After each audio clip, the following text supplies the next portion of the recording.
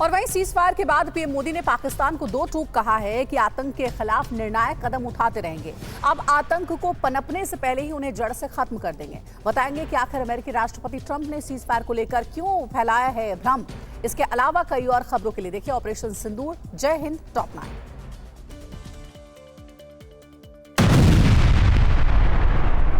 Operation सिंदूर की सफलता के बाद पीएम मोदी ने पाकिस्तान को सीधा और कड़ा संदेश दिया है। कहा कि अब बात सिर्फ पीओके और आतंक पर होगी। अभी कार्रवाई सिर्फ स्थगित, आगे फिर हिमाकत की तो करारा जवाब मिलेगा। खून और पानी एक साथ नहीं बहेगा। भारत किसी परमाणु ब्लैकमेल को बर्दाश्त नहीं करेगा। पाकिस्तान की सरकार मोदी ने 3 न्यू नॉर्मल की घोषणा की है। पाकिस्तान को 2 टूक कह दिया है कि कोई भी आतंकी कार्रवाई भारत पर सीधा हमला माना जाएगा, उसका ठोस जवाब दिया जाएगा। आतंकवाद और उन्हें पालने वाले आका अब अलग नहीं माने जाएंगे। गृह मंत्री अमित शाह और रक्षा मंत्री राजनाथ ने पीएम के बयान की तारीफ की। अमेरिकी राष्ट्रपति डोनाल्ड ट्रंप ने कल फिर दोहराया कि उनके प्रशासन ने भारत और पाकिस्तान के बीच संघर्ष विराम कराया और भरोसा दिया कि अमेरिका उनके साथ बहुत सारा व्यापार करेगा। ट्रंप ने कहा, मुझे लगता है कि ये एक भयानक परमाणु युद्ध हो सकता था, जबकि केंद्र सरकार के सूत्रों का कहना है कि संघर्ष विराम में इसमें कोई तीसरा पक्ष शामिल नहीं था। सूत्रों के मुताबिक भारत ने अमेरिका के उस दावे का खंडन किया है कि ऑपरेशन सिंदूर शुरू होने के बाद अमेरिकी उपराष्ट्रपति जेडी वेंस ने 9 मई को पीएम मोदी से बात की। अमेरिकी विदेश मंत्री मार्को रूबियो ने 8 मई और 10 मई को विदेश मंत्री डॉक्टर एस जयशंकर से और 10 मई को एनएसए अजीत डोभाल से बात की थी। इनमें से किसी भी चर्चा में व्यापार का कोई संदर्भ नहीं था। केंद्र सरकार ने ऑपरेशन सिंदूर पर सर्वदलीय बैठक की मांग मान ली है। सूत्रों के मुताबिक कांग्रेस की रणनीति है कि पीएम के आने का भरोसा मिलेगा तो ही विपक्ष शामिल होगा, वरना बैठक का सामूहिक बहिष्कार होगा।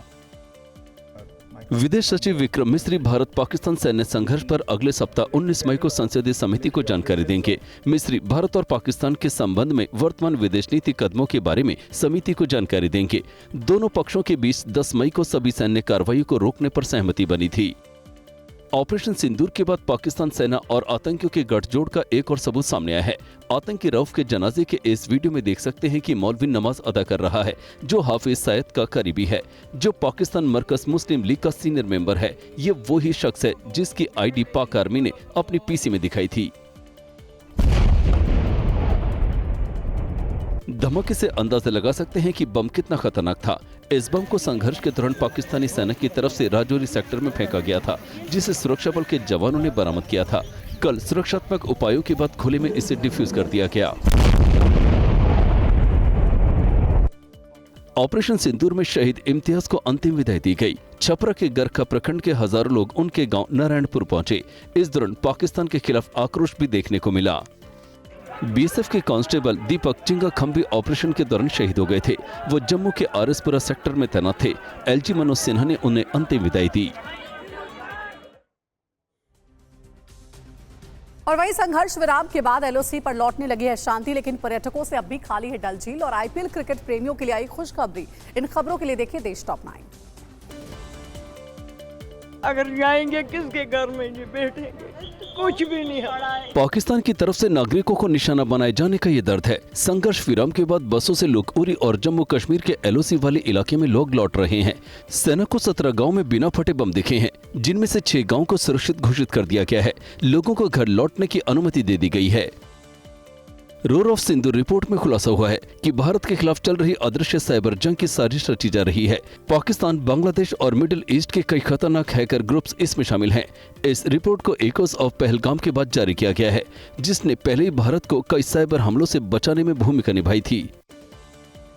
पर्यटकों से भरे रहने वाले श्रीनगर की डल लेक की तस्वीरें हैं, जहां सन्नाटा है। सीज फायर के बाद एयरपोर्ट खुलने के बाद पर्यटकों के आने की उम्मीद बढ़ी है। फिलहाल इलाके में शांति है। सेना के मुताबिक दुश्मन की तरफ से किसी भी तरह की ड्रोन एक्टिविटी देखने को नहीं मिली है। हालात नियंत्रण में है। संघर्ष विराम के बाद आज से श्रीनगर हवाई अड्डे से विमान उड़ान भरेंगे। भारत और पाकिस्तान के बीच सैन्य तनाव के बाद 32 हवाई अड्डों को अस्थायी रूप से बंद किया था। एयरड्रोम क्लोजर नोटम को रद्द कर दिया गया है। एयर इंडिया ने एडवाइजरी जारी की है कि आज से वो जम्मू, श्रीनगर, लेह, जोधपुर, अमृतसर, भुज, जामनगर, चंडीगढ़ और राजकोट के लिए उड़ानें फिर से शुरू करने जा रहा है। कल अमृतसर में दिल्ली से आ रही एक इंडिगो फ्लाइट को लैंड होने की अनुमति नहीं दी गई। Air attack alert siren activate होने और ब्लैकआउट की वजह से फ्लाइट को उतरने की परमिशन नहीं दी गई और वापस दिल्ली भेज दिया गया।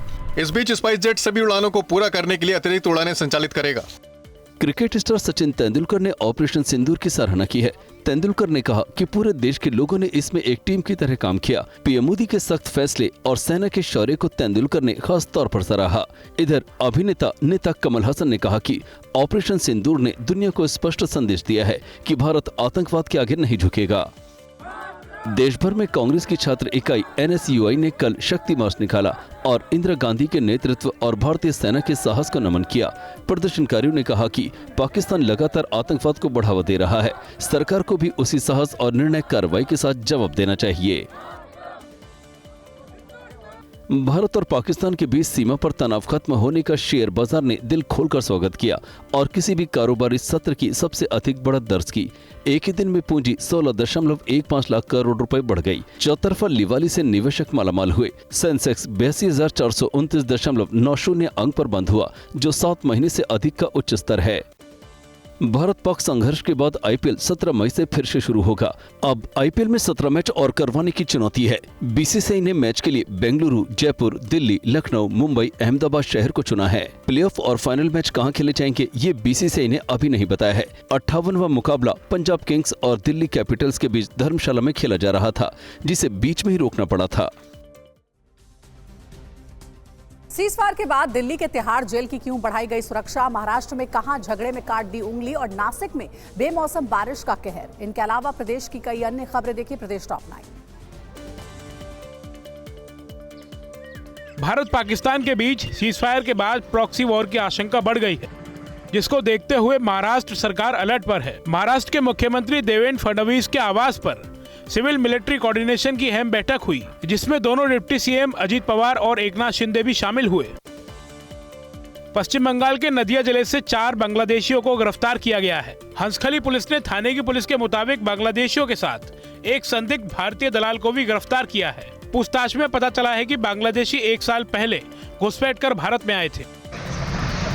महाराष्ट्र के गढ़चिरौली जिले में C60 कमांडो और नक्सलियों के बीच मुठभेड़ हुई। मुठभेड़ के दौरान लगभग 2 घंटे तक 3 अलग अलग जगहों पर रुक रुक कर फायरिंग चलती रही। सुरक्षा बलों को कई हथियार और नक्सली साहित्य मिले हैं। कई नक्सलियों के मारे जाने की खबर है, लेकिन उनके शव नहीं मिले हैं। C60 दस्ते ने माओवादी कैंप को पूरी तरह से नष्ट कर दिया है। महाराष्ट्र के ठाणे में स्थित शिवाई नगर में एक सोसाइटी की बैठक के दौरान चौंकाने वाली घटना सामने आई। विवाद के दौरान सोसाइटी के एक सदस्य ने दूसरे शख्स की उंगली काट खाई, जिसके बाद विवाद हिंसक हो गया। आरोपी की पहचान स्नेहा सोसाइटी निवासी संतोष लोकरे के रूप में हुई है। वर्तक नगर पुलिस स्टेशन में FIR दर्ज कर ली गई है। दिल दहला देने वाला वीडियो MP की राजधानी भोपाल से सामने आया है। CCTV में कैद हुई इस वीडियो में स्कूल बस ने सिग्नल पर खड़े 8 से ज्यादा वाहनों को टक्कर मार दी। हादसे में महिला डॉक्टर की मौत हो गई, जबकि 12 लोग घायल हो गए। बताया जा रहा है कि हादसा ब्रेक फेल होने की वजह से हुआ। आगजनी की ये तस्वीर बिहार के बिहटा सरमेरा गोलंबर की है। दरअसल एक सड़क हादसे के बाद लोगों ने हंगामा किया और सड़क जाम कर आगजनी की। इस ट्रक को भी फूंक दिया गया। बताया जाता है कि ट्रक ने बाइक सवार 3 लोगों को पीछे से टक्कर मार दी। एक बच्चे समेत 2 लोगों की मौत हो गई। तीसरा शख्स जिंदगी और मौत से जूझ रहा है। दिल्ली में बारापुला फेज 3 फ्लाईओवर परियोजनाओं को इस साल दिसंबर तक पूरा करने की योजना है। PWD मंत्री प्रवेश साहिब सिंह ने परियोजनाओं का स्थल दौरा किया। उन्होंने कहा कि निर्माण कार्य तेजी से आगे बढ़ रहा है। बारापुला फेज 3 फ्लाईओवर शुरू होने के बाद लाखों यात्रियों को पूर्वी और दक्षिणी दिल्ली के बीच बेहतर यातायात सुविधा मिलेगी। महाराष्ट्र के नासिक में तेज हवाओं के साथ जोरदार बारिश हुई। सड़कों पर कई पेड़ गिर गए, जिससे ट्रैफिक पर बुरा असर पड़ा। मराठवाड़ा के बीच जिले में भी तूफानी हवाओं ने कहर ढाया। पेट्रोल पंप की छत गिर गई, कई बिजली के खंभे भी उखड़ गए। इसके अलावा लातूर, जालना, हिंगोली समेत राज्य के कई जिलों में फसलों को भी भारी नुकसान हुआ है। सूत्रों के मुताबिक आतंकवाद पर सख्त फैसले के बाद दिल्ली की तिहाड़ जेल में सुरक्षा बढ़ा दी गई है। इस वक्त जेल में आतंकी तहव्वुर राणा, छोटा राजन और नीरज बवाना जैसे हाई प्रोफाइल गैंगस्टर और आतंकवाद के आरोपी बंद हैं। खासकर उन वार्ड पर ध्यान दिया जा रहा है जहां गैंगस्टर और आतंकवाद के आरोपी हैं।